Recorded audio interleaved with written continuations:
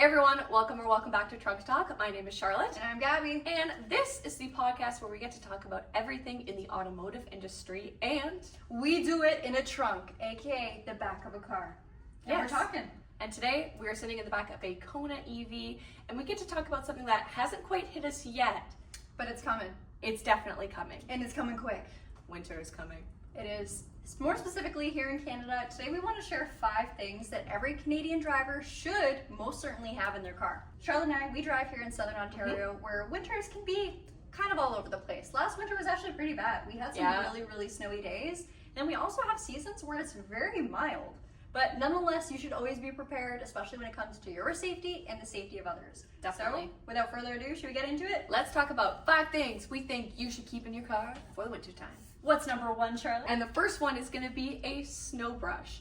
Now, this is something that I pretty much lose in my car every single winter. I'm always changing cars, and there's been many times where I actually haven't had one on me, so I really realize how important it is. Using a snow brush, it may seem like something so simple, but it's going to allow you to get a lot of that base snow off, all that ice too if you're scraping it. Yep.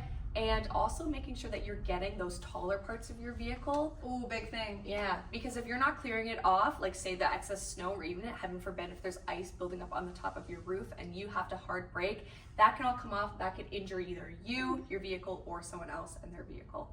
And that's not something we really want to see happen. That's actually something that a lot of people do not do, and I frequently drive on the highway to get to work.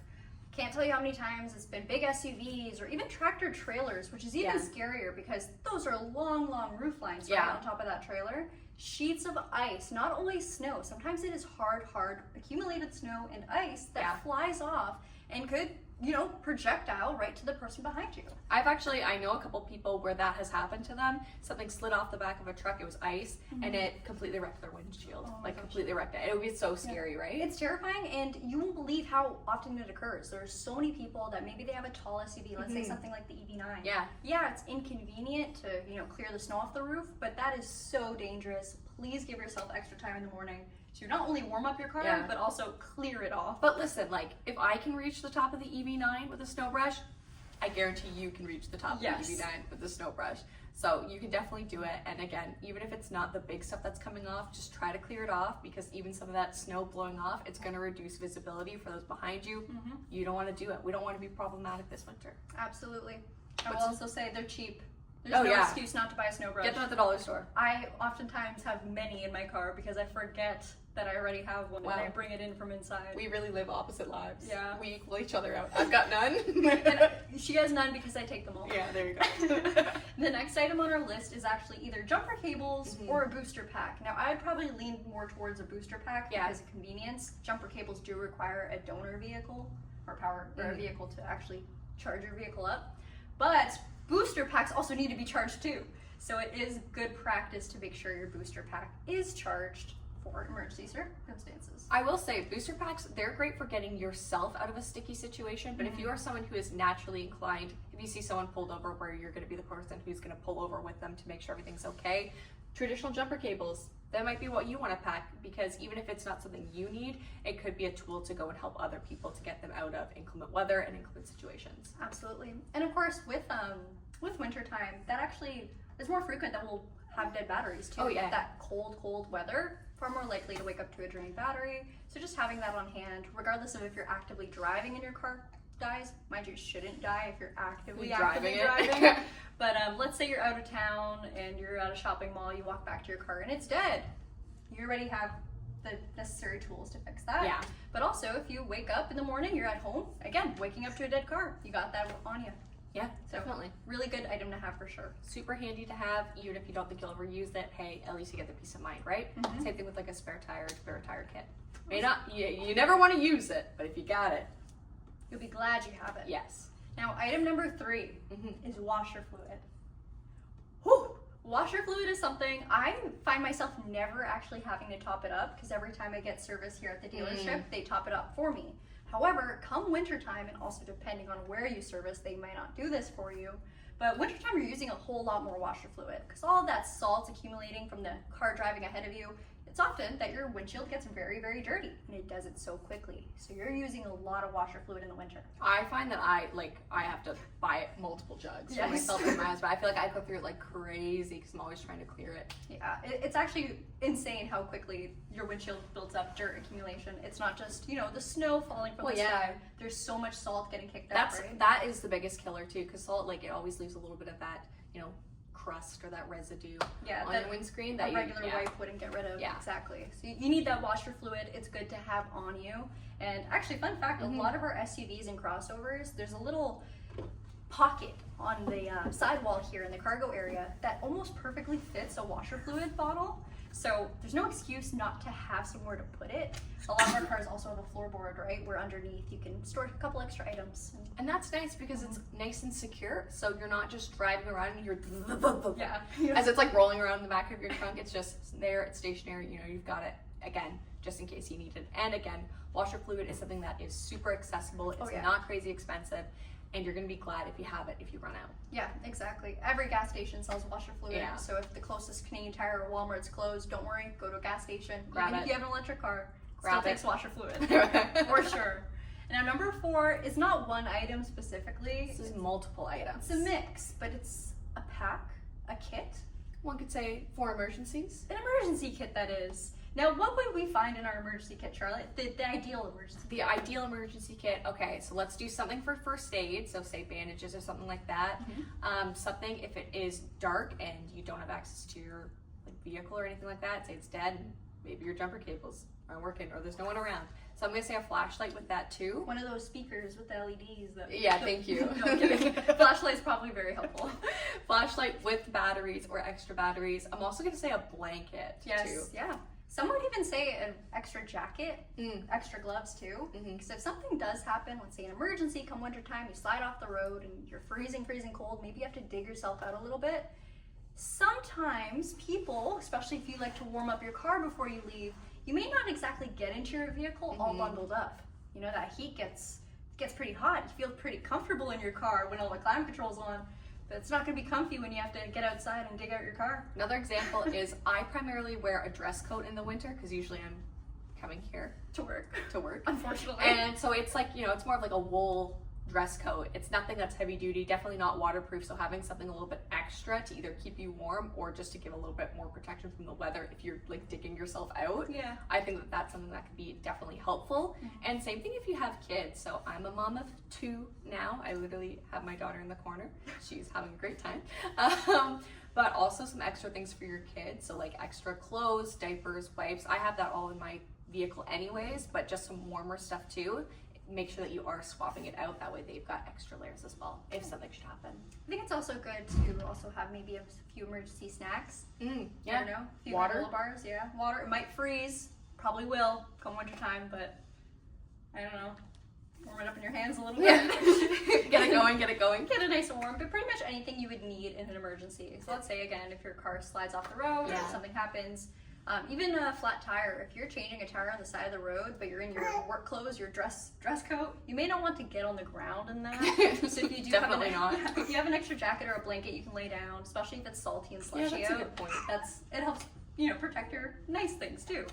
Sorry to disappoint you guys. It is just me now because we had an upset baby. But number 5, the most important part of winter driving is your tires.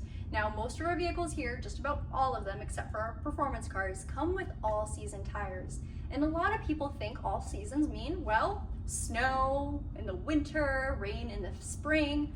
No, all seasons are mostly just 3-season tires. So yeah, they'll be okay in the spring, they'll be okay in the fall, and of course they're gonna be great in the summer.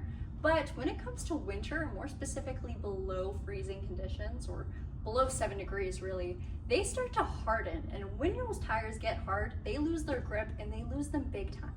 Now with a winter tire, they're actually made out of softer rubber compound. And because it's softer, it allows the tire to grip the surface better. So whether that's snowy surface, icy surface, even just a regular road, if it is colder, it's going to allow itself to be more malleable, to stick better. Now, a lot of people seem to think that all-wheel drive is a replacement for winter tires, and that is absolutely not true. And I say this so many times here on the channel, all-wheel drive is certainly helpful. If you live somewhere with roads that are often unplowed or lots of hills you need to get up, all-wheel drive helps you get going, no problem, because it delivers power to the front and the rear wheels. But doesn't matter how much power you have if you have no grip. Matter of fact, having more power to all of your wheels can get you in even worse situations. Let's say I'm driving in my all-wheel drive Subaru. Everyone talks about how fantastic Subaru's all-wheel drive is. If I'm not in contact with the ground and I'm sliding, all that extra power is just sliding me quicker and quicker into the ditch. So not helpful at all. Winter tires will truly, truly make a difference. So whether that's a front-wheel drive vehicle with winter tires, rear-wheel drive, all-wheel, it don't matter, but they will make contact with the ground, or at least better contact. Of course, there's some circumstances where, winter tires can only do so much, and that's where driving comes into play and the driving changes you need to make with winter conditions. Now that's pretty much it for our 5 items, even though one is technically a kit with multiple items. I next want to share a few winter tips. So I know from my experience, again, that all-wheel drive confidence that a lot of people get, that's not a replacement for careful driving. In the winter, you want to give yourself some extra time to get to where you need to go. So whether that's work or just running around doing errands, give yourself more time than usual. I know for me, in getting to work, I have to, number one, scrape the snow off my vehicle, also let it warm up a little bit so I'm not sitting in a freezing cold cabin. And of course, I need to give myself more time to actually drive there. If the conditions are actively bad, like it's snowy, the roads are unplowed, you want to drive a little bit slower. And that doesn't necessarily mean, crawling unless traffic's crawling, but you want to give yourself a little bit more caution. I always like to think of it as, think of everyone else on the road if they're going to do the worst possible thing, or they're going to do whatever it is wrong. So whether that's, turn when you least expect it, or merge right in front of you, slam on the brakes, always give yourself extra following distance. Don't tailgate, please do not tailgate, and make your maneuvers relatively slow. What I mean by that is you're not going to do a full speed turn when the roads are covered in snow. Your vehicle is going to either oversteer or understeer, depending on if it's front wheel drive or all wheel. So make your corrections or your maneuvers a little bit slower, a little bit more careful. That also goes with your driving input, so both accelerator and braking. You do not want to slam on the brakes in slippery conditions because your ABS is going to kick in, your wheels are going to lock up, and your car is just going to slide. So if you see that light starting to turn yellow, it's better to just brake slowly. If you have to go, go, but do not brake last minute because you'll just end up sliding into that intersection. Same thing when you're driving on the highway. If you look up ahead, you should always be watching what's happening very much ahead in anticipation. If you see a bunch of brake lights starting to turn red, then you might want to slowly start slowing down too. Again, do not slam on the brakes because you'll just slide, but slowly start to slow down in advance. Same thing with acceleration. If you need to get up to speed, don't slam on the gas. You will spin out, you will lose control, especially if your vehicle is tail happy like mine and you have an open diff. So just make all of your inputs a little bit more cautiously, no sudden braking, no sudden acceleration, everything gradual. That also goes for steering. Another great tip is to always make sure your fuel tank is above half or no less than half. That is because of condensation, but also for emergencies. So let's say again, I get stranded and I'm in the middle of nowhere waiting for a tow truck or waiting for help. Because I have extra fuel in my vehicle, I can have the engine running so I can keep myself warm. Now it is important to note that if you slide off the road and you're in deep, deep snow and maybe that snow is covering your exhaust, you do not want to leave the engine running there because you can have that buildup come back into your vehicle, that carbon monoxide. So if that's the case, try to get out if you can and dig around your exhaust so there is areas for it to flow out and you won't get that inside the cabin. If you have an electric vehicle, obviously you're not going to put gas in it, but just make sure you have more than enough range to get to where you need to go. That way, if traffic comes to a complete nightmare, if there's major accidents and you're stuck driving a lot longer than you would have thought, you're covered, but also if you have an emergency, you're covered too. So it doesn't just go for, sliding off the road. It also has to do with just winter driving in general. We see a lot more accidents, a lot more traffic slowdowns. Making sure you have enough fuel or charge to get you where you need to be going, plus that extra safe zone is a very, very smart practice.